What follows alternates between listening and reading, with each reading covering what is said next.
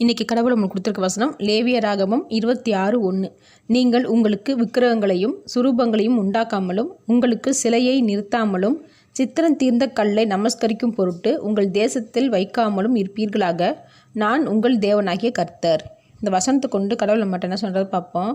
இஸ்ரவேல் மக்கள் கடவுள் சொன்னதுக்கு அப்புறமும் கண்ணுக்குட்டி மாடு சிலைகளை செஞ்சு வணங்க போகிறாங்கன்னு தெரிஞ்சனால தான் தேவன் முன்கூட்டியே சிலைகளை வணங்காதீங்கன்னு சொன்னார். ஆனால் இஸ்ரவேலர்கள் எகிப்தில் வாழ்ந்தனால மோசே தேவன்கிட்டேருந்து வாரதுக்கு லேட் ஆனதுனால அவங்க எகிப்து முறைமையின்படி சிலைகளை செஞ்சு வணங்க ஆரம்பித்தாங்க. தேவன் அவங்களோட பழைய வாழ்க்கையில் இருந்து வெளியே கொண்டு வந்தாலும் மறுபடியும் அதவே பின்பற்றிக்கிட்டு அதவே நினச்சிக்கிட்டு வாழ்ந்து தேவனோட கோபத்துக்கு ஆளானாங்க.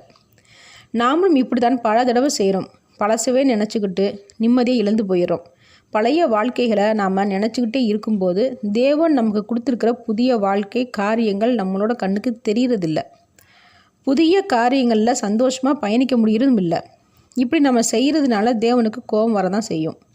கடவுள் நமக்கு ஒரு விஷயமோ இல்லை காரியமோ நபர்களையோ வேணாம்னு தள்ளி வச்சார்னா அதை நம்ம ஏற்றுக்கணும்.